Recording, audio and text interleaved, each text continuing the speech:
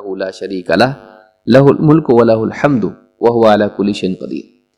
جو سب سے بہترین دعوت، دعا، پکار، ذکر ہو یا دعوتی بات ہو جو میں نے کہی ہو اور مجھ سے پہلے نبیوں نے بھی یہ بات کہی، وہ یہ ہے۔ معلوم ہوا کہ یہ جو ذکر ہے یہ پچھلے نبیوں میں بھی کیا جاتا تھا، ان اوصاف کے ساتھ، ان الفاظ کے ساتھ اللہ تعالیٰ کو پچھلے انبیاء بھی یاد کرتے تھے۔ امام الترمذی نے اس کو روایت کیا ہے اور عبداللہ بن عمرو بن عاص رضی اللہ تعالیٰ عنہما سے روایت موجود ہے، مروی ہے، اور صحیح ترغیب میں 1536 پر شیخ الالبانی کہتے ہیں کہ یہ حدیث حسن لغیرہ ہے۔ اسی طرح سے آپ دیکھیں یہ ذکر ایک اور جگہ آیا ہے، ایک تو عرفہ کا آپ نے دیکھا، اور ایک آپ نے دیکھا کہ جو آدمی دن میں اس طرح سے کہے 10 مرتبہ۔ اب دیکھتے ہیں اور ایک کہاں یہ آیا ہے نمازوں کے علاوہ، نمازوں کے بعد۔ اللہ کے نبی صلی اللہ علیہ وسلم فرماتے ہیں من سبح اللہ فی دبر کل صلاۃ 33، جو شخص ہر نماز کے بعد، یعنی نماز سے فراغت کے بعد، دبر کل صلاح دونوں اعتبار سے احادیث میں آتا ہے۔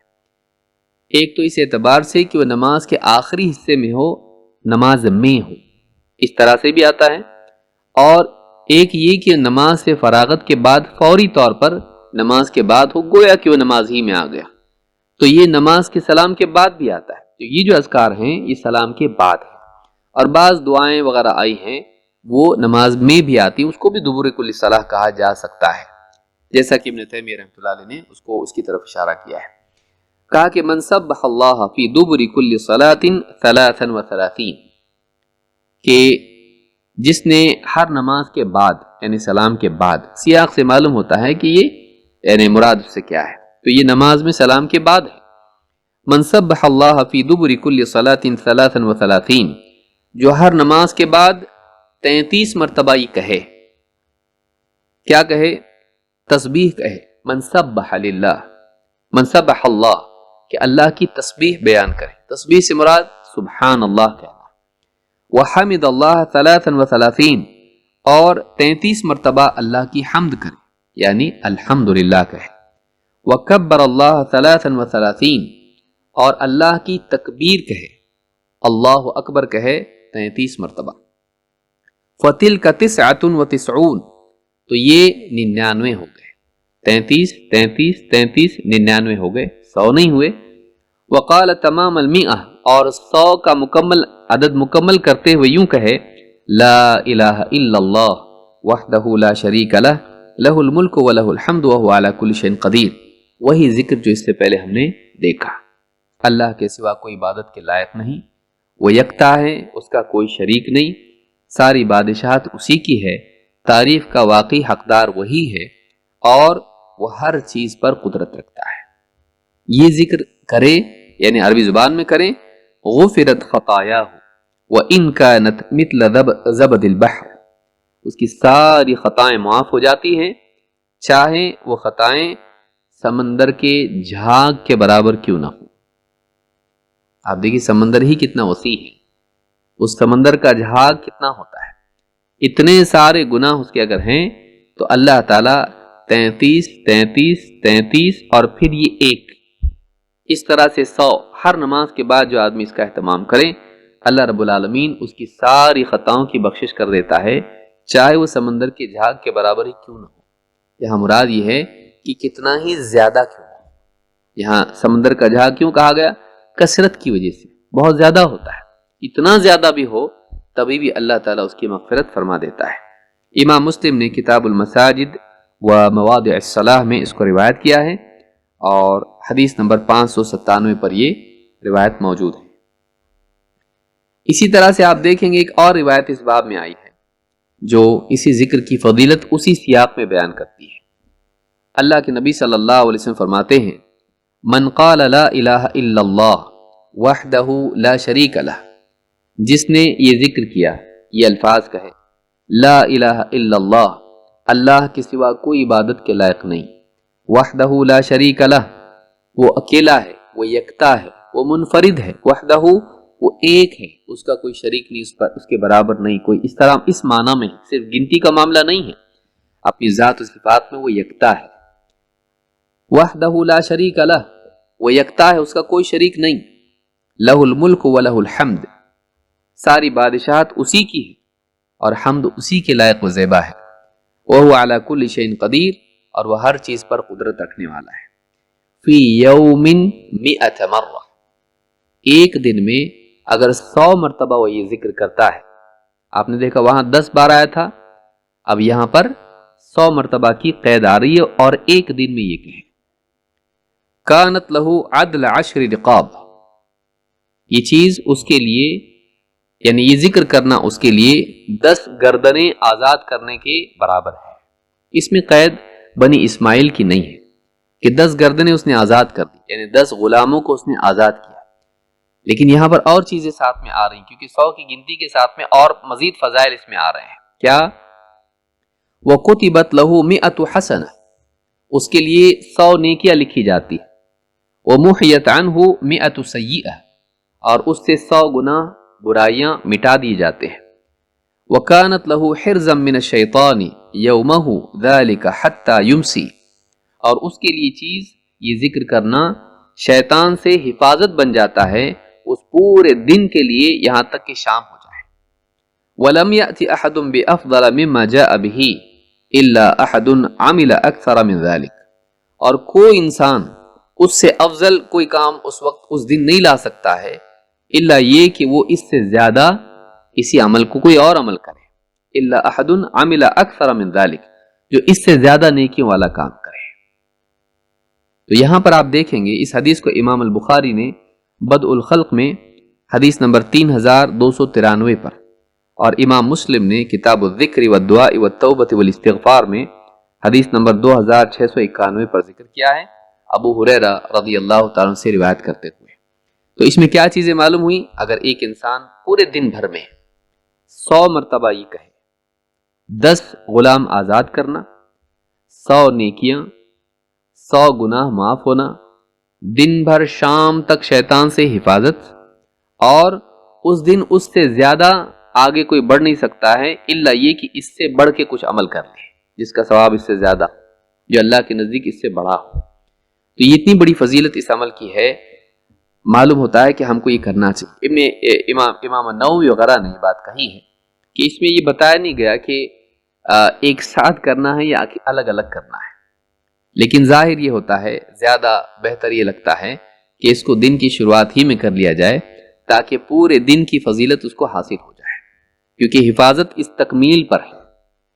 کوئی آدمی اگر ایسا کر لے، صبح 10 کر لے، دوپہر میں پھر 20 کر لے، پھر 30 کر لے، اور اس کے بعد میں اور بچا ہوا کر لے تو بھی چل جائے گا، کیونکہ اس میں بتایا گیا کہ ایک دن میں اس کو 100 بار پڑھنا ہے، پورے دن میں وہ گنتی مکمل کر لے۔ لیکن جو آدمی یہ مکمل جب کرے گا تب سے اس کی فضیلت اس کو حاصل ہوگی۔ تو اگر وہ چاہتا ہے کہ پورے دن شیطان سے محفوظ رہے، اس کو چاہیے کہ دن کی ابتدا میں اس کو کر لے تاکہ پورے دن شیطان سے حفاظت اس کو حاصل ہو جائے۔ تو یہ حدیث بھی اس ذکر کی فضیلت بتاتی ہے۔ معلوم ہے کہ یہ خصوصی ذکر ہے جس کے کئی فضائل آئے، یعنی اس کی کئی فضیلتیں ہیں اور کئی مقامات پر وہ کہا جا رہا ہے، تو یہ بہت ہی اہم چیز ہے جس کو یاد رکھنا ضروری ہے۔ سوال یہ پیدا ہوتا ہے کہ یہاں پر یعنی بعض احادیث میں 4 اور بعض میں کم یا زیادہ کے الفاظ آئے ہیں غلاموں کے آزاد کرنے کے اعتبار سے، اس کی کیا وجہ ہے؟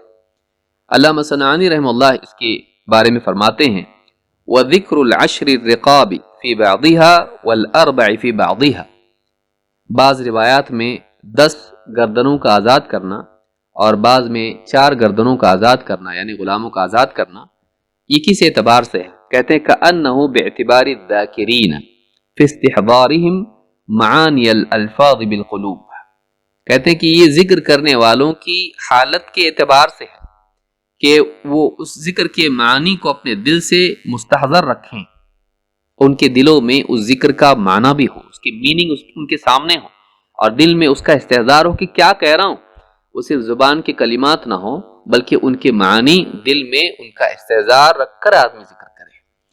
وَإِمْحَاضِ التَّوَجُّهِ وَالْإِخْلَاصِ لِعَلَّامِ الْغُیُوبِ، اور ذکر کرتے وقت اس کی ساری توجہ اللہ کی طرف اور اسی طرح سے دل کا اخلاص اللہ کے لیے خالص ہو، توجہ اللہ کی طرف ہو اور خالص اللہ کی رضا کے لیے کہے.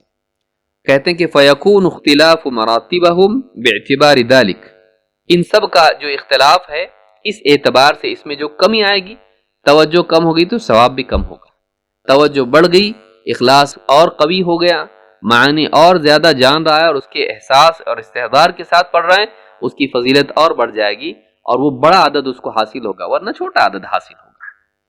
بحسبہ کما قال القرطبی، اور اسی اعتبار سے ان کا ثواب ان کو ملے گا، جیسا کہ امام القرطبی نے، ابو العباس القرطبی نے صحیح مسلم کی شرح میں کہ یہ قرطبی دوسرے ہیں، وہ جو تفسیر والے ہیں وہ الگ ہیں، یہ الگ ہیں. تو سبل السلام میں علامہ صنعانی نے یہ بات کہی ہے. اللہ کے نبی صلی اللہ علیہ وسلم کی ایک اور حدیث اس باب میں ہے جو یعنی اور بھی فضیلت ہم کو بتاتی ہے، اور اس میں ایک ٹکڑا ہے جو کچھ وضاحت ہمارے لیے لاتا ہے. اللہ کے نبی صلی اللہ علیہ وسلم فرماتے ہیں من قال لا الہ الا اللہ وحدہ لا شریک لہ لہ الملک ولہ الحمد وہو علی کل شیء قدیر، جو کہے لا الہ الا اللہ وحدہ لا شریک لہ لہ الملک ولہ الحمد وہو علی کل شیء قدیر 100 مرۃ اذا اصبح، صبح میں جو آدمی اس کو کہے، و100 اذا امسا، اور شام میں اس کو کہے 100 مرتبہ، صبح 100 مرتبہ، شام میں 100 مرتبہ، لم یأتی احد بافضل منہ الا من قال افضل من ذلک، اس دن کوئی آدمی اس سے بڑھ کے عمل نہیں کر سکتا ہے جو اس سے افضل کہے، اس سے بڑھ کے کسی نے کہا ہے وہی سے افضل ہو سکتا ہے، ورنہ سارے لوگوں میں اہل ایمان میں اس دن کے نیکیوں کے اعتبار سے یہ افضل ہوگا، اس دن کی خصوصی فضیلت اس انسان کو حاصل ہوگی. معلوم ہے کہ ساری دنیا کے لوگوں میں یہ افضل ہو سکتا ہے، پھر سارے اگر کہہ دیں ایک ساتھ سارے اہل ایمان، ان میں بھی پھر ان کا اخلاص، ان کے معانی کا استحضار اور ان کی اللہ کی طرف توجہ، اس اعتبار سے بھی اس کی کیفیت بڑھ جائے گی اور اس کا ثواب بڑھ جائے گا اور اس کا یعنی وہ لوگوں میں افضل زیادہ ہوگا. تو اس حدیث کو امام احمد اور امام النسائی نے الکبریٰ میں، سنن الکبریٰ میں، اور اسی طرح سے امام الحاکم نے المستدرک میں روایت کیا ہے. نسائی میں جو النسائی الکبریٰ ہے اس میں حدیث نمبر 10,335 پر یہ روایت موجود ہے. یہی ذکر تھوڑے فرق کے ساتھ میں بازار کے تعلق سے بھی آیا ہے، اور شیخ الالبانی نے اس حدیث کو حسن کہا ہے. اللہ کے نبی صلی اللہ علیہ وسلم فرماتے ہیں من قال فی السوق، جو انسان بازار میں یہ ذکر کرے لا الہ الا اللہ وحدہ لا شریک لہ لہ الملک ولہ الحمد یحیی ویمیت وہو حی لا یموت بیدہ الخیر وہو علی کل شیء قدیر، درمیان میں کچھ ٹکڑا پڑ گیا، کیا ہے؟ لا الہ الا اللہ، یہ مشترک ہے، اللہ کے سوا کوئی عبادت کے لائق نہیں، حقیقی معبود صرف اللہ ہے. لا وحدہ لا شریک لہ، وہ یکتا ہے، تنہا ہے، وہ ایک ہے، اس کا کوئی شریک نہیں. لہ الملک ولہ الحمد، ساری بادشاہت اسی کی ہے، ساری تعریف کے لائق وہی ہے، ساری تعریفوں کا حقدار وہی ہے. یحیی و یمیت، وہی زندگی دیتا ہے، وہی موت دیتا ہے، وہی جلاتا ہے، وہی مارتا ہے. وہو حی لا یموت، لیکن وہ خود زندہ ہے، اسے موت نہیں آنے والی. بیدہ الخیر، بیدہ الخیر، اور ساری خیر اسی کے ہاتھ میں ہے، ساری خیر بھلائی اسی کے ہاتھ میں ہے. وہو علی کل شیء قدیر، اور وہ ہر چیز پر قدرت رکھتا ہے، ہر چیز پر قادر ہے. جو آدمی بازار میں ایک مرتبہ یہ کہتا ہے کتب اللہ لہ الف الف حسنہ، اللہ تعالی الف الف حسنہ، ہزار ہزار نیکیاں اس کے لیے لکھ دیتا ہے. ومحا عنہ الف الف سیئہ، اور ہزار ہزار گناہ اس کے معاف کر دیتا ہے. کتنے ہوتے ہیں؟ 100,000 کا تو 1,00,000 ہوتا ہے. الف الف کتنا ہوا؟ 1,000 ہزار. غور کریں آپ، یعنی یہ ہزار ہزار 6 صفر ہوتے ہیں اس کے لیے، تو 10 لاکھ اس کو نیکیاں ملتی ہیں اور 10 لاکھ گناہ اس کے معاف ہوتے ہیں. یعنی 1 ملین، آج کی زبان میں 10 لاکھ کا 1 ملین ہوتا امریکہ میں، تو 1 ملین نیکیاں اس کو ملتی ہیں اور 1 ملین گناہ اس کے معاف ہوتے ہیں. کوئی بڑا بزنس مین اس کو کہا کہ 1 ملین پروفٹ ہوتا ہے ایک دن میں اور 1 ملین اس کے قرض معاف ہو جاتے ہیں، کتنا خوش ہو جائے گا. یہ گناہ ہے، قرض پر سزا نہیں ملتی ہے، گناہ پر سزا ملتی ہے. تو اللہ رب العالمین اتنا بڑا ثواب اس کے لیے رکھا ہے. کوئی آدمی کو اتنا بڑا کیسے ملے گا؟ بعض اوقات آدمی اسی وجہ سے حدیثوں میں شک کرتا ہے. اللہ رب العالمین دینا چاہتا ہے، تیرے پاس لینے کا مزاج ہونا چاہیے، اور اگر یعنی ذکر کرے گا اس کو واقعی و ثواب ملے گا. وَبَنَى لَهُ بَيْتًا فِي الْجَنَّةِ، اور مزید یہ کہ اللہ تعالیٰ اس کے لیے جنت میں گھر بھی بناتا ہے، اس کے لیے گھر بناتا ہے. کتنی مرتبہ ہم لوگ بازار میں جاتے ہیں، کب یاد کرتے ہیں اس کو، کب پڑھتے ہیں اس کو؟ ہم کو یاد رکھنا چاہیے. بازار سے ہم گزریں، وہ غفلت کی جگہ ہے، وہ دنیا کی محبت دل میں بسانے کی جگہ ہے. ایک انسان اللہ تعالیٰ کو یاد کرے غفلت کے مقام پر، یہ بہت بڑا مجاہدہ ہے. وہ دھوکے، چوری، خیانت اور غفلت کے ماحول میں اور معصیت کے ماحول میں، دنیا کے ماحول میں اللہ کو یاد کرے، اللہ کی بڑائی اس کے دل میں ہو، چیزوں کی نہیں، مال و دولت کی نہیں. ایسے وقت میں وہ اللہ رب العالمین کی حمد اور اس کی بڑائی کو یاد رکھے. تو یہ جو ذکر ہے اس کو اس کا حقدار بناتا ہے کہ اس کو اتنی ساری نیکیاں ملیں اور جنت میں اس کا گھر بنے، جنت میں اس کا گھر بنے.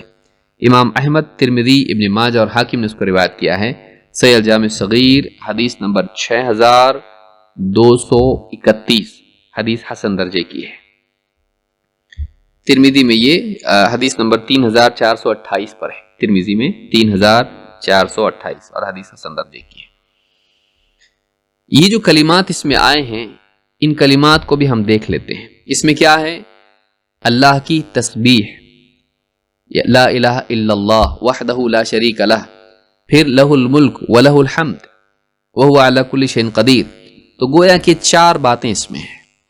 ایک اللہ کی شریک سے پاکی، اللہ کا کوئی شریک نہیں. دوسرا بادشاہت، تیسرے حمد اور چوتھے قدرت. تو اس ذکر میں 4 باتیں ہیں. قرآن کریم کی ایک آیت سورہ التغابن کی آیت میں بھی یہ چاروں چیزیں موجود ہیں، بس وہاں پر تسبیح، یہاں ذکر لا الہ الا اللہ وحدہ لا شریک لہ ہے، وہاں بس اللہ کی تسبیح ہے، جو کہ دونوں بھی ایک ہی معنی میں ہیں. بلکہ تسبیح جو ہے یہ اشمل ہے، زیادہ اس میں چیزیں شامل ہو جاتی ہیں پاکیزگی کے اعتبار سے. تو اس میں شریک کی بھی نفی ہو جاتی ہے، اس میں اولاد کی بھی نفی ہو جاتی ہے، اور ہر قسم کی کہ عیوب کی نفی ہو جاتی ہے. تو یہ زیادہ عیوب کی نفی اس میں ہے. اس میں تو لا الہ الا اللہ میں بس شریک کی نفی ہے. اسی اعتبار سے بعض علماء نے تسبیح کو مقدم کیا ہے تحلیل پر، کیونکہ تسبیح میں اور بھی چیزوں سے پاکیزگی کا یعنی اعلان ہے کہ اللہ تعالیٰ شریک سے تو پاک ہی ہے. جیسے لا الہ الا اللہ میں کہا جا رہا ہے اس کا کوئی شریک نہیں، شریک سے پاک ہے اللہ تعالیٰ. تسبیح کے الفاظ میں سبحان اللہ میں نہ صرف شریک کی نفی ہے، بلکہ اللہ تعالیٰ کے لیے اور تمام نقائص، کمزوری، بھولنے یا محتاج ہونے یا اس طرح کی جتنی بھی چیزیں ہیں ان ساری چیزوں کی نفی ہے. اس اعتبار سے تسبیح زیادہ اشمل ہے، زیادہ اس میں چیزیں آ جاتی، وہ جامع ہے زیادہ ہے. اور ایک اعتبار سے تحلیل بھی تسبیح ہی کا ایک حصہ ہو جاتا ہے، اسی کا ایک جز ہو جاتا ہے. تو اللہ تعالیٰ فرماتا ہے قرآن کریم میں یسبح للہ ما فی السماوات و ما فی الارض. اللہ کی پاکی بیان کرتی ہے وہ تمام چیزیں یا وہ تمام لوگ جو آسمانوں میں اور زمین میں ہیں. یہاں پر ماں کہا، من نہیں کہا، اس لیے کہ جانداروں کے ساتھ ساتھ جسے آسمانوں میں فرشتے ہیں، انبیاء ہیں، اور اسی طرح سے دنیا میں صالحین ہیں، یہ اللہ کی پاکی بیان کرتے ہیں، افراد، جنات ہوں یا انسان.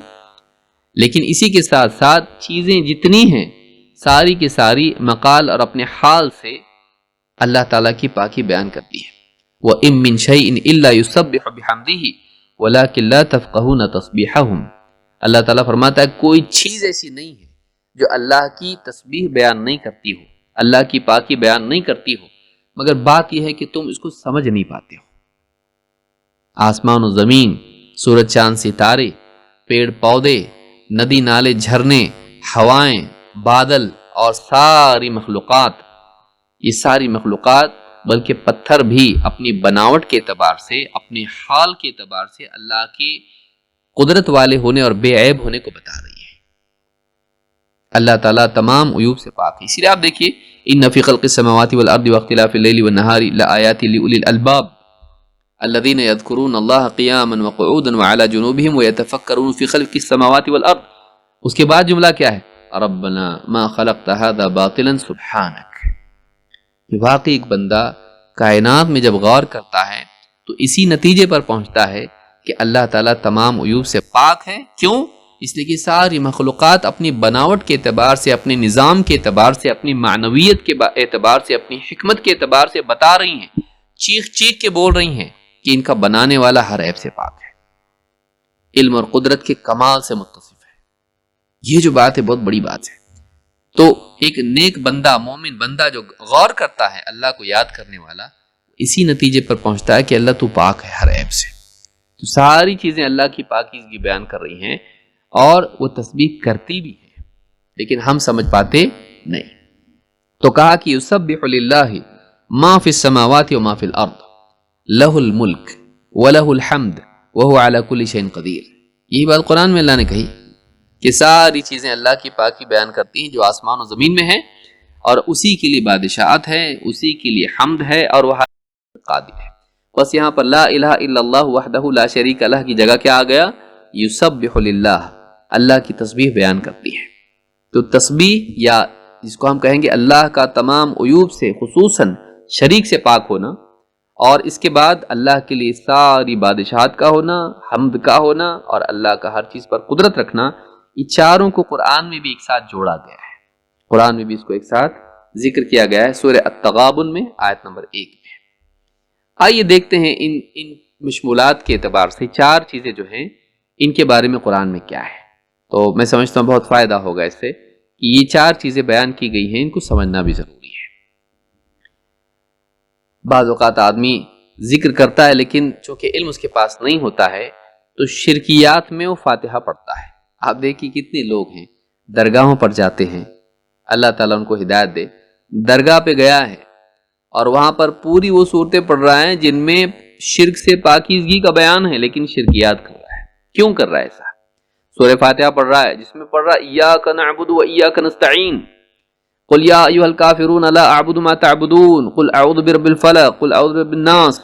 یہ ساری الہ الناس اس میں جب سب کچھ آ رہا ہے، اللہ تعالیٰ کی توحید اس میں آ رہی ہے، توحید ربوبیت، توحید الوہیت، توحید اسماء و صفات، لیکن اس کے باوجود کیا ہے؟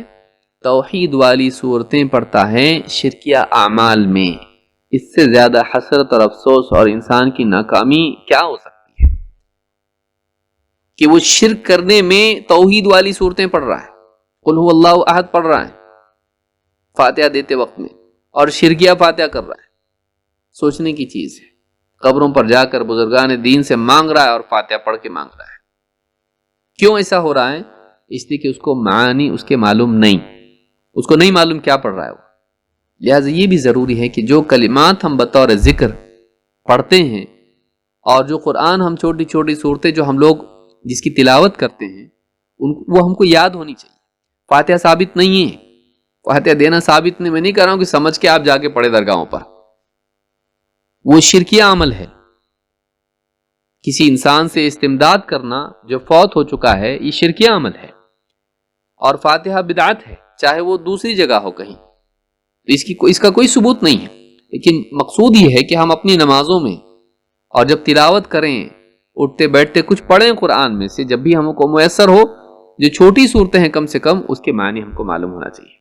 اور جو اذکار ہم پڑھتے ہیں سوتے وقت، جاگتے وقت، کھانے کے پہلے، کھانے کے بعد میں، گھر سے یعنی نکلتے وقت میں، اور اسی طرح سے مسجد میں داخلہ اور خروج کے وقت میں، ان اذکار کے معنی ہم کو معلوم ہونا چاہیے، تاکہ ان اذکار کی کیفیات جو ان سے مطلوب ہیں، ان اذکار سے جن سے اللہ کے نبی صلی اللہ علیہ وسلم کا دل معمور تھا، اس کا کچھ حصہ ہم کو بھی ملے، وہ کیفیات ہمیں بھی کچھ نہ کچھ درجے میں نصیب ہوں. وہ نہ صرف زبانی ذکر ہمارا ہو جائے گا اور ہم اس کو سمجھ نہیں پائیں گے کہ کیا بول رہے ہیں، اور بعض اوقات ہماری زندگی میں اس کے برخلاف چیزیں موجود ہوں گی اور ہم وہ ذکر کر رہے ہوں گے. کیوں؟ اس لیے کہ ہم نے سمجھا نہیں اس کو کہ ہم کس چیز کا اقرار کر رہے ہیں. جیسے کہ ایک آدمی ایاک نعبد و ایاک نستعین کہہ رہا ہے درگاہ پہ جا کے فاتحہ دیتے وقت، اللہ ہم تیری عبادت کرتے ہیں اور تجھی سے مدد چاہتے ہیں، اور مانگ رہا ہے ان سے اولاد. تو یہ جہالت کی انتہا ہے کہ ایک انسان یعنی توحید والی صورتیں یعنی شرکیہ اعمال میں پڑھے. کیوں؟ اس لیے کہ اس کے پاس وہ فہم نہیں ہے. ضروری ہے کہ ہم کو قرآن کا فہم ہو، ان اذکار کا فہم ہو، توحید الوہیت کا اس میں بیان ہے. پہلا کلمہ کیا ہے؟ لا الہ الا اللہ وحدہ لا شریک لہ. لا الہ الا اللہ میں نفی اور اثبات دونوں ہیں، انکار اور اقرار دونوں ہیں. انکار کس کا؟ اللہ کے علاوہ جتنوں کو پوجا جاتا ہے ان کے معبود ہونے کا. اللہ کے سوا کوئی عبادت کے لائق نہیں. لا الہ میں اللہ کا انکار نہیں ہے، اس میں تمام جھوٹے معبودوں کا انکار ہے. وہ جنہیں معبود بنایا گیا لیکن معبود نہیں ہے، چاہے وہ انبیاء ہوں، چاہے وہ فرشتے ہوں، پھر اس کے بعد جنات اور نہ جانے کتنی چیزیں جن کو معبود بنا رکھا لوگوں نے، ان کے معبود ہونے کا انکار ہے. لا الہ الا اللہ اس میں اقرار ہے، اثبات اس کو کہتے ہیں، اس میں ہاں ہے. لا الہ میں نہ ہے، کوئی عبادت کے لائق نہیں، حقیقی معبود کوئی نہیں. یہاں وجود کا انکار نہیں ہے، یہاں استحقاق کا انکار ہے. پتھروں کو لوگ پوچھ تو رہے نا کہ وجود ہی نہیں، کہ کوئی صوفی اس طرح سے کہے دیکھو لا الہ الا اللہ، اللہ کے سوا کوئی معبود تو ہے ہی نہیں، کسی کو بھی پوجو اللہ ہی ہے. نعوذ باللہ، یہ بھی مانا لیا لوگوں نے اس کا. آدمی گمراہ ہونے پر آئے تو ہدایت والے کلمات سے بھی آدمی گمراہ ہو جاتا ہے. توفیق سے محرومی یہ اس کی ایک علامت ہے. لا الہ الا اللہ میں وجود کی نفی نہیں ہے، استحقاق کی نفی ہے. موجود ہے، لوگوں نے بنا رکھے ہیں. انکم وما تعبدون من دون الہ حسب جہنم، تم اور جنہیں تم پوچھتے ہو اللہ کے سوا سب کے سب جہنم کا ایندھن ہے. وجود نہیں ان کا، جہنم میں پھر ڈالا کس کو جائے گا؟ وجود ہے جن کو تم نے، چاہے فرعون ہو یا پھر کوئی بھی اس طرح کے بزرگ بابا ہوں جنہوں نے اپنے کو معبود کا مرتبہ دے دیا، وہ سب جہنم میں جائیں گے. بنے تھے وہ معبود دنیا میں، بت لکڑی پتھر کے، سب جہنم میں جائیں گے. سزا کے طور پر نہیں، ان کی عاجزی بتانے کے لیے کہ دیکھو جن کو پوچھتے تھے وہ تمہارے ساتھ جہنم میں آ گئے. ورنہ لکڑی پتھر تو مکلف نہیں ہے، انسان مکلف ہے، لیکن ان کو بھی جہنم میں ڈالا جائے گا تاکہ ان کی ذلت سے لوگوں کو احساس ہو کہ جن کو ہم نے بڑا بنایا وہ بھی ذلیل ہو گئے، تو انہیں ڈال دیا جائے گا. تو وجود تو ہے، لوگوں نے بنا رکھا ہے معبود، لیکن کیا حق ہے ان کو معبود بننے کا؟ نہیں. تو یہاں پر یہ بیان ہے کہ عبادت کے لائق نہیں، حقیقی معبود نہیں ہے، جھوٹے معبود ہیں. ذالک بان اللہ هو الحق وان ما تدعون من دونه هو الباطل، اس لیے کہ اللہ ہی حق ہے اور اللہ یعنی حقیقی معبود ہے، اور اللہ کے سوا جن کو تم پوج رہے ہو، جن کو پکار رہے ہو، وہ سب کے سب باطل ہیں، اللہ کے سوا باطل ہے. فمن یکفر بالطاغوت ویؤمن باللہ فقد استمسک بالعروۃ الوثقی لا انفصام لها، تو جس نے طاغوت کا انکار کیا اور اللہ پر ایمان لایا، اس نے ایک مضبوط کڑے کو تھام لیا ہے، رسی کو تھام لیا ہے جو کبھی ٹوٹنے والی نہیں. بچاؤ کے لیے، حفاظت کے لیے، نجات کے لیے ایک ایسے کڑے اور رسی کو اس نے تھام لیا ہے جو ٹوٹنے والی نہیں ہے، مضبوط ہے ایک دم. بھروسہ رکھ سکتا ہے کہ میں اوپر تک بچ کے جاؤں گا، کنویں میں سے نکلوں گا اس میں سے. تو یہاں پر انکار کس کا بتایا؟ فمن یکفر بالطاغوت، طاغوت کا انکار ہے.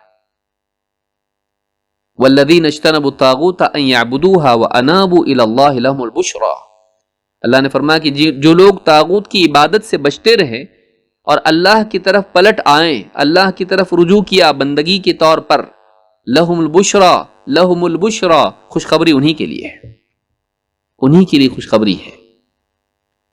تو اس سے بھی معلوم ہوتا ہے کہ طاغوت یعنی غیر اللہ کی عبادت سے بچتے رہے. طاغوت اس کو کہتے ہیں جو اللہ کے سوا پوجا جائے اور اس پر راضی بھی رہے.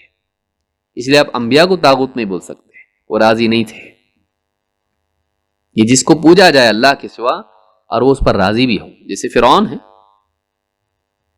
اور اللہ پر ایمان لائے، طاغوت کا انکار کیا. اللہ اس لیے بعد کہتے ہیں لا الہ، جب ہم کہتے ہیں نا ہم سب کا انکار کر دیتے ہیں، غلط. لا الہ میں سب کا انکار نہیں ہے، اللہ کے علاوہ سب کا انکار ہے.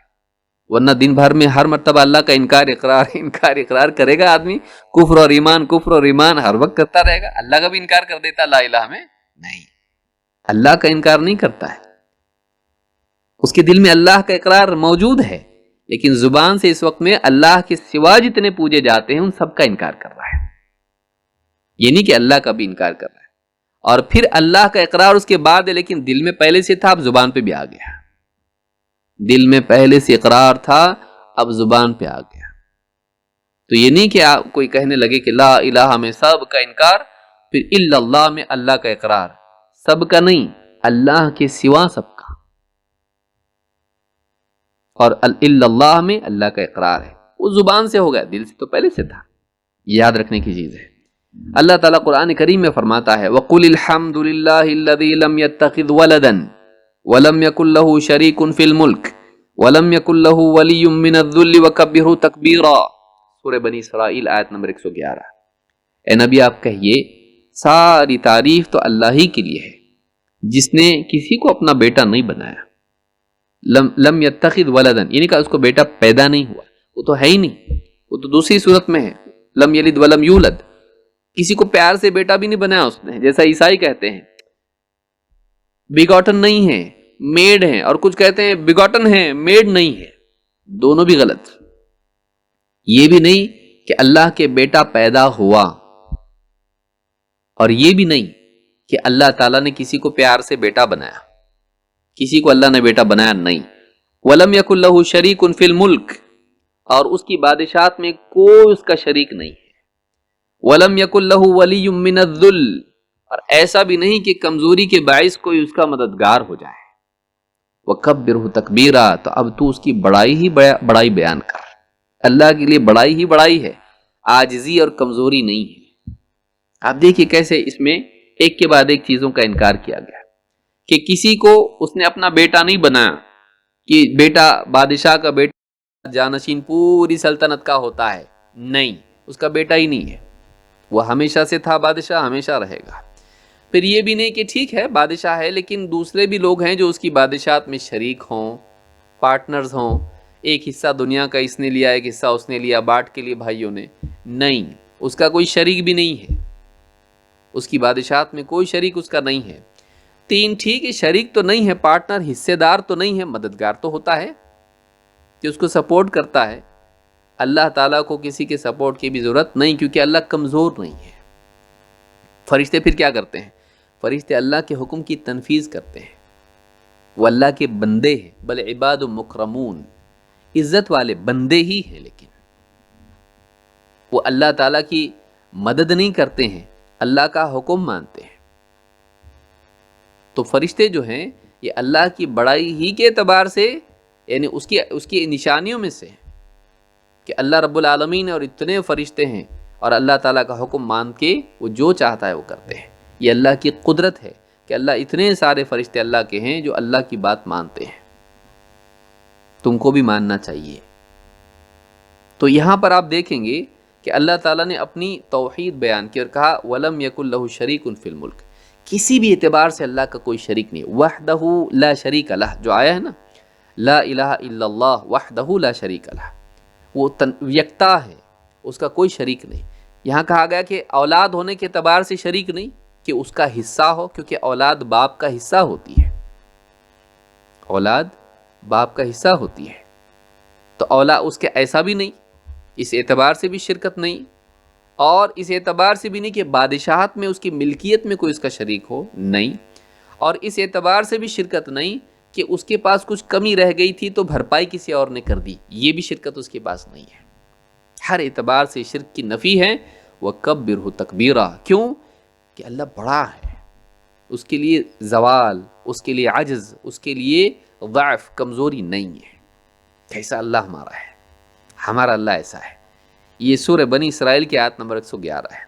اسی طرح سے اللہ تعالیٰ فرماتا ہے قُلِ ادْعُوا الَّذِينَ زَعَمْتُم مِّن دُونِ اللَّهِ، اے نبی آپ کہیے کہ جنہیں تم اللہ کے ساتھ شریک مانتے ہو، اللہ کی بجائے جنہیں تم نے اپنا بڑا بنا رکھا ہے، اپنے ظام میں، اپنے گمان میں، جنہیں تم اللہ کے برابر یا اللہ کا شریک سمجھتے ہو، لا یملکون مثقال ذرۃ فی السماوات ولا فی الارض، وہ ذرہ برابر بھی کسی چیز کے مالک نہیں، نہ آسمانوں میں نہ زمین میں، وما لہم فیہا من شرک وما لہ منہم من ظہیر، اور آسمان و زمین میں، فیہما آسمان اور زمین دونوں، ان دونوں میں ان کی کوئی شراکت نہیں ہے، پارٹنرشپ نہیں ہے، اللہ سے حصے داری نہیں ہے، اور وما لہ منہم من ظہیر، اور ان میں سے کوئی بھی نہیں جو اللہ کا مددگار ہو، سپورٹر ہو، ظہیر، اللہ کا مدد کرنے والا ہو۔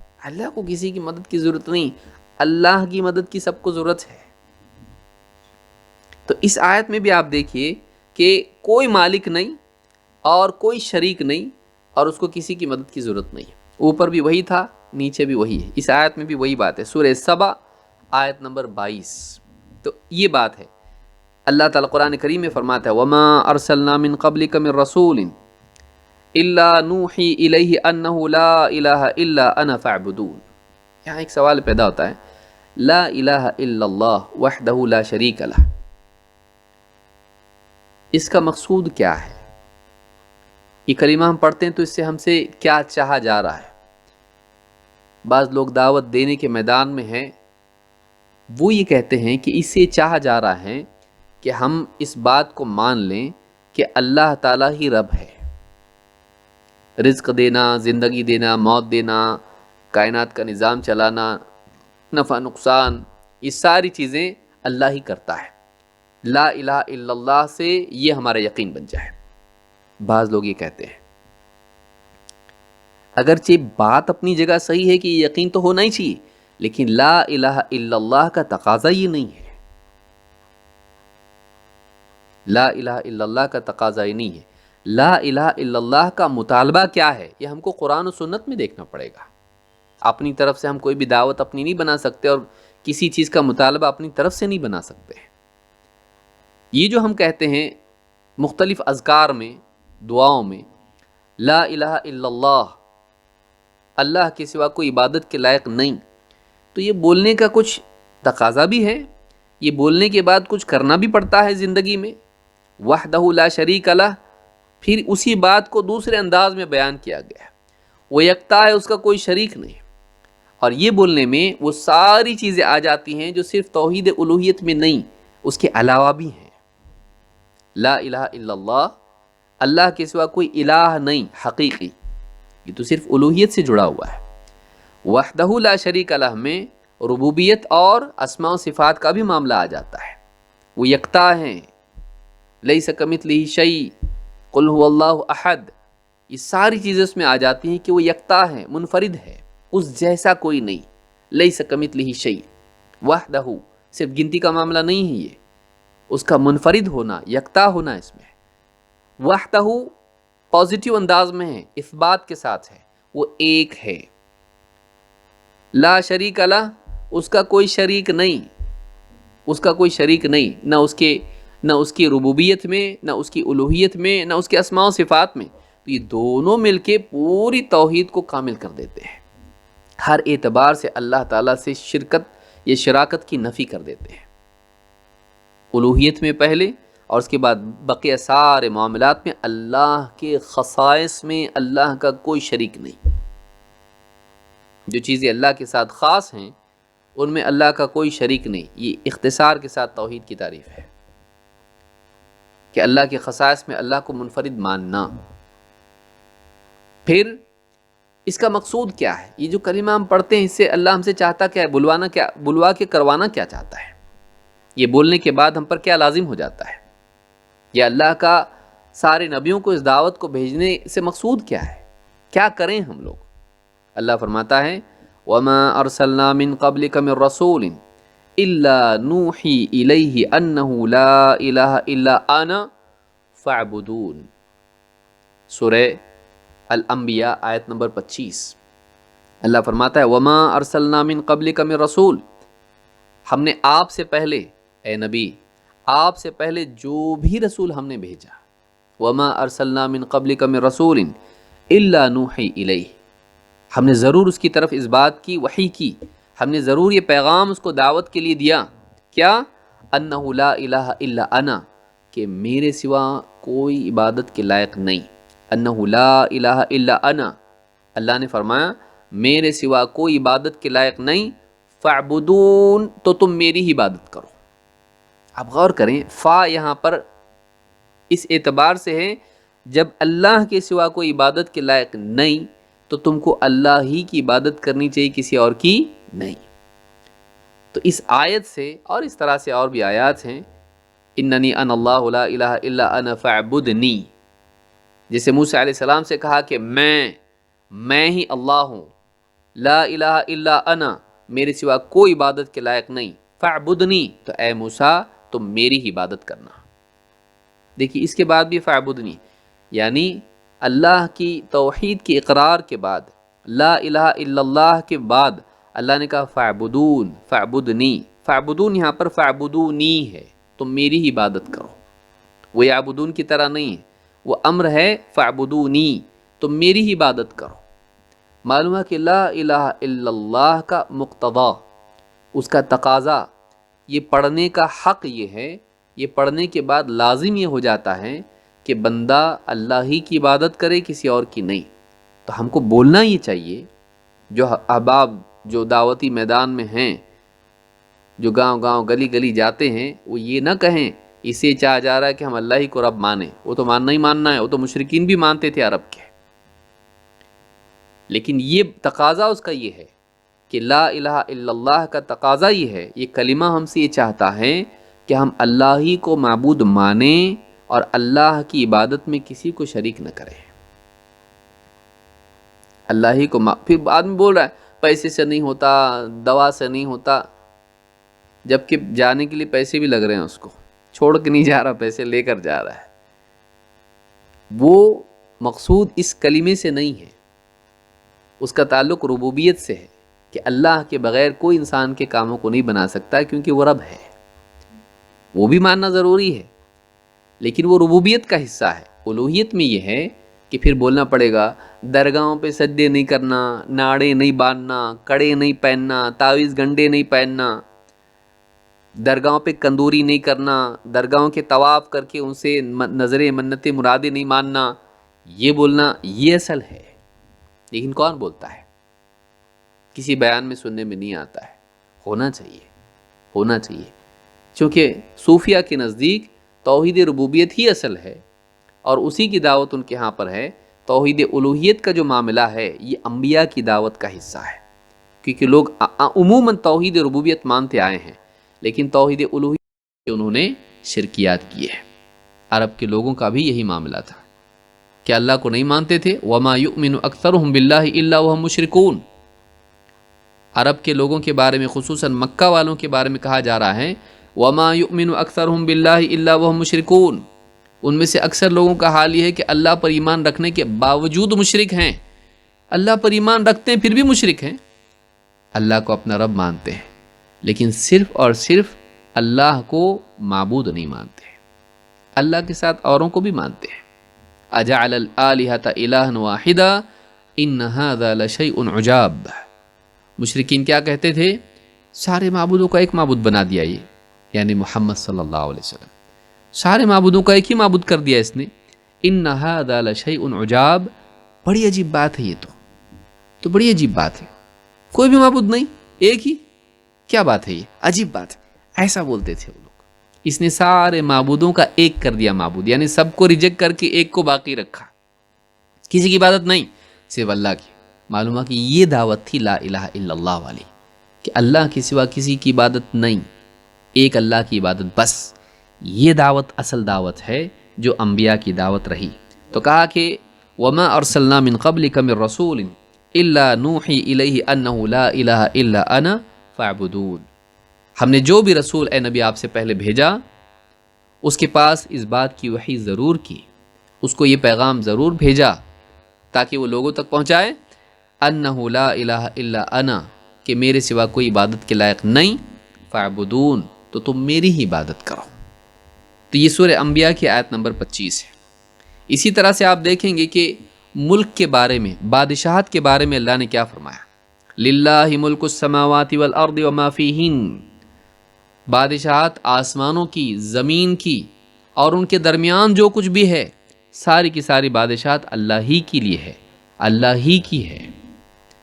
وَهُوَ عَلَى كُلِّ شَيْءٍ قَدِيرٌ، اور وہ ہر چیز پر قادر ہے۔ اب دیکھیے یہاں بھی ملک کے ساتھ میں قدرت کا ذکر آ رہا ہے کہ وہ مالک ہے اور ہر چیز پر قادر ہے، اس کو کسی کی مدد کی ضرورت نہیں اپنے ملک کی بقا کے لیے، وہ اکیلا بادشاہ ہے، سارے اس کے محتاج ہے، وہ کسی کا محتاج نہیں، وہ اکیلا اس حکومت کا مالک ہے اور اس کو چلا رہا ہے۔ اس پوری کائنات کے نظام کو چلا رہا ہے۔ سورۃ المائدہ آیت نمبر 120۔ بلکہ قیامت کے دن بھی اللہ ہی کی بادشاہت ہوگی، یہاں کے عارضی بادشاہ یہ بھی ختم ہو جائیں گے قیامت کے دن۔ تو اللہ تعالیٰ فرماتا ہے ہم یوم ہم بارزون، قیامت کے دن انہیں پیش کیا جائے گا، لا یخفی علی اللہ منہم شیء، ان میں سے کوئی اللہ تعالیٰ پر چھپا نہیں رہے گا، اللہ تعالیٰ سے کوئی چھپ نہیں سکے گا قیامت کے دن۔ لمن الملک اليوم، آج کس کی بادشاہت ہے؟ اللہ پوچھے گا۔ للہ الواحد القہار، خود اللہ فرمائے گا اس ایک اللہ کے لیے ہے جو یکتا ہے اور قہار ہے، زبردست غلبے والا ہے۔ یہ سورہ غافر کی آیت نمبر 16 ہے۔ اس سے معلوم ہوتا ہے کہ دنیا میں آسمان و زمین کی اور دنیا کی اور آخرت کی بادشاہت سب اللہ کی ہے۔ آسمان و زمین ان کے درمیان سب اللہ کا، دنیا بھی اللہ کی، آخرت بھی اللہ کی، بچا کیا پھر؟ سب اللہ کا ہے، ہر چیز کا بادشاہ اللہ ہے۔ یہ نہیں کہ ہواؤں کا ایک دیوتا اور پانی کا ایک اور آگ کا ایک، ساری چیزیں سب کا مالک اور بادشاہ ایک اللہ ہے۔ اسی طرح سے حمد اللہ ہی کے لائق ہے، کیوں؟ اس لیے کہ اللہ کے ہاں خوبیاں ہی خوبیاں ہیں، عیوب نہیں ہیں، اور اللہ کے پاس احسان ہی احسان ہے بندوں کے ساتھ۔ اللہ کے سارے افعال تعریف کے لائق ہیں، اللہ کی ساری صفات تعریف کے لائق ہیں۔ اللہ ذات و صفات کے اعتبار سے تعریف کا مستحق ہے، خوبیوں والا ہے، اس کے نام بھی اچھے، اس کے کام بھی اچھے، اس کی ذات اچھی، اس کی بات اچھی، اللہ تعالیٰ اچھا ہے، اللہ تعریف کے لائق ہے۔ اللہ تعالیٰ قرآن کریم میں فرماتا ہے وَهُوَ اللَّهُ لَا إِلَٰهَ إِلَّا هُوَ، وہی اللہ ہے، حقیقی معبود ہے۔ لا الہ الا ہو، یہاں اللہ وصف کے اعتبار سے ہے کہ وہی حقیقی معبود ہے، اس کے سوا کوئی عبادت کے لائق نہیں۔ لہ الحمد فی الاولی والآخرہ، اسی کے لیے تعریف ہے اولا میں بھی اور آخرہ میں بھی۔ اولا دنیا، آخرہ آخرت، دنیا اور آخرت میں تعریف کے لائق وہی ہے۔ وَلَهُ الْحُكْمُ وَإِلَيْهِ تُرْجَعُونَ، اور فیصلہ اسی کا حق ہے، اسی کا اختیار ہے فیصلے کا، وہی قادر ہے، وہی فیصلے کرنے والا ہے۔ وَإِلَيْهِ تُرْجَعُونَ، اور سب کو پلٹ کے اسی کے پاس جانا ہے۔ دنیا اور آخرت میں تعریف کا مستحق وہی ہے۔ سورۃ القصص آیت نمبر 70۔ اسی طرح سے جنتی جنت میں جا کر بھی اللہ کی تعریف کریں گے۔ اللہ تعالیٰ فرماتا ہے وَقَالُوا الْحَمْدُ لِلَّهِ الَّذِي هَدَانَا لِهَذَا وَمَا كُنَّا لِنَهْتَدِيَ لَوْلَا أَنْ هَدَانَا اللَّهُ، وہ کہیں گے تمام تعریف اللہ ہی کے لیے ہے جس نے ہمیں اس جنت کی رہنمائی کی، جنت تک پہنچا دیا، ایسی ہدایت دی کہ جنت تک لا کے ہم کو جنت میں بسا دیا۔ وَمَا كُنَّا لِنَهْتَدِيَ لَوْلَا أَنْ هَدَانَا اللَّهُ، ہم بالکل بھی جنت کی ہدایت نہیں پاتے، یہ ہدایت ہمیں ذرا بھی نصیب نہیں ہوتی اگر اللہ ہمیں ہدایت نہیں دیتا۔ لَقَدْ جَاءَتْ رُسُلُ رَبِّنَا بِالْحَقِّ، اور اللہ کے رسول ہمارے رب کی طرف سے رسول آئیں جو حق لے کر آئیں۔ وَنُودُوا أَن تِلْكُمُ الْجَنَّةُ أُورِثْتُمُوهَا بِمَا كُنْتُمْ تَعْمَلُونَ، اور ندا لگائی جائے گی یہ جنت ہے جس کا تمہیں وارث بنایا جا رہا ہے تمہارے اعمال کی وجہ سے۔ یہ سورہ الاعراف آیت نمبر 43 ہے۔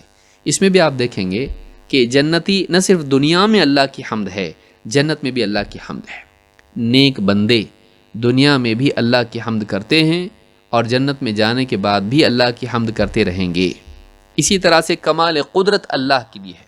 میں سمجھتا ہوں وقت ہو گیا ہے، انشاءاللہ یہ دو باتیں جو بچ گئی ہیں، کمال قدرت ایک بات ہی ہے، میں آخر میں بتا دیتا ہوں، معاملہ بات ختم ہو جائے گی انشاءاللہ۔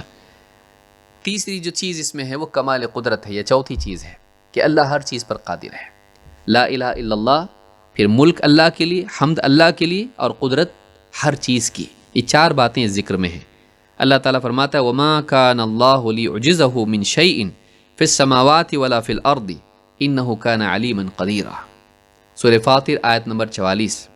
اللہ کا معاملہ ایسا نہیں ہے، اللہ ایسا نہیں ہے کہ اللہ تعالیٰ کو کوئی چیز عاجز کر دے، کوئی چیز اللہ تعالیٰ کو عاجز کر دے کہ اللہ نہیں کر سکتا، ایسا کوئی معاملہ ایسا نہیں ہے، اور اللہ کے مقابلے میں کوئی ہے تو اللہ تعالیٰ کو کچھ کرنے نہیں دے رہا، ایسا نہیں ہو سکتا۔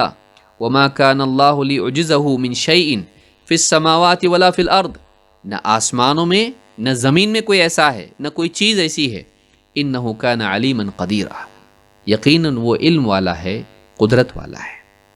علم اور قدرت کا ذکر اللہ نے کیا اس بات کی نفی کرتے ہوئے کہ اللہ عاجز، یعنی اللہ تعالیٰ بتاتے ہوئے کہ اللہ عاجز نہیں ہے۔ شیخ ابن عثیمین رحمہ اللہ فرماتے ہیں فَنَفَى عَنْهُ الْعَجْزِ، اللہ نے اپنے سے عاجزی یعنی کمزوری اور کچھ نہ کر پانا، اس کو عاجزی کہتے ہیں، اس کا انکار کیا ہے۔ وَعَلَّلَ ذَلِكَ قَالَ لِأَنَّهُ كَانَ عَلِيمًا قَدِيرًا، اور اس کی علت بتاتے ہوئے فرمایا کیوں عاجز نہیں ہے، اس لیے کہ علم اور قدرت کمال درجے میں اللہ کی ہے۔ کہتے ہیں وَالْعَاجِزُ عَنِ الشَّيْءِ إِمَّا أَن يَكُونَ لِجَهْلِهِ بِكَيْفِيَّةِ عَمَلِهِ، کچھ نہیں کر پانا کیوں ہوتا ہے؟ کیونکہ جانتا ہی نہیں کیا کرے، جانتا ہی نہیں کہ کیا کرے، پرابلم میں پھنس گیا لیکن راستہ معلوم نہیں کیا کرے۔ تو کبھی عاجزی اس وجہ سے ہوتی ہے کہ جہالت ہوتی ہے، کیا کرنا معلوم نہیں ہوتا ہے۔ وَإِمَّا أَن يَكُونَ لِعَجْزِهِ عَن تَنفِيذِ عَمَلِهِ، یا پھر معلوم ہوتا ہے کہ کیا کرنا چاہیے لیکن وہ کرنے کی طاقت نہیں ہوتی ہے۔ تو یا تو علم کی کمی کی وجہ سے یا تو قدرت کی کمی کی وجہ سے آدمی عاجز ہوتا ہے۔ اللہ تعالیٰ نے اپنے بارے میں ان دونوں چیزوں کا انکار کیا، کہا کہ کوئی چیز آسمان و زمین میں ایسی نہیں ہے کہ جو اللہ کو عاجز کرے۔ کیوں؟ اس لیے کہ اللہ تعالیٰ علم والا ہے، قدرت والا ہے۔ یہ بھی نہیں کہ اللہ کو معلوم نہیں کیا کرنا چاہیے، یہ بھی نہیں کہ اللہ کو معلوم ہے لیکن کر نہیں سکتا کیا کرنا چاہیے۔